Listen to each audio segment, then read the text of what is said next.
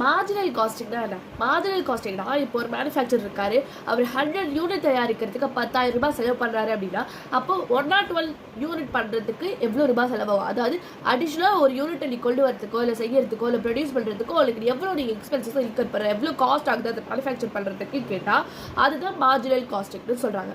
இப்போ உதாரணத்துக்கு ஒரு ஒரு ஒரு பையன் இருக்கான், அவன் வந்துட்டு சிஏ ஃபைனல் எக்ஸாம் எழுத போகிறான் அப்படின்னா அவன் ஒரு இன்ஸ்டியூட் போகிறான், ஓகேவா, கோச்சிங் சென்டர். அவன் வந்து 5 கிலோமீட்டர்ஸ் அப்பார்ட் இருக்குது, அவளோட வீடுலேருந்து கோச்சிங் சென்டர் வரைக்கும் 5 கிலோமீட்டர் இருக்குது. 4,000 rupees வந்து travel expense, that is fixed cost.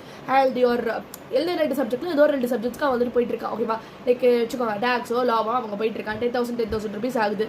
அடிஷ்னலாக நீ வந்துட்டு அடுத்த மாதமே ஒரு அக்கௌண்ட்ஸ் பேப்பருக்கு போகிற அப்படின்னா 10,000 அந்த அடிஷ்னல் யூனிட்க்கு எவ்வளோ செலவாகுது, எவ்வளோ ரூபாய் கொடுக்குற அப்படிங்கிறத மார்ஜினல் காஸ்ட்னு சொல்லுவாங்க.